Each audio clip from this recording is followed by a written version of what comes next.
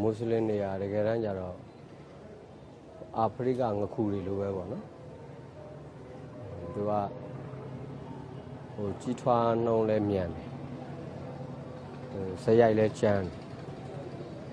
တယ်ဇက်တူငါးတွေကိုလည်းစားတယ်ဇက်မတူငါးတွေကိုလည်းစား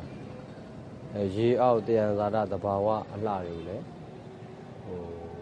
သဘာဝယရနာတွေကိုလည်းဖျက်ဆီးပစ်တယ်ဒီကနေ့အဲ့ဒါပြောပေါ့ဘာပဲလှုပ်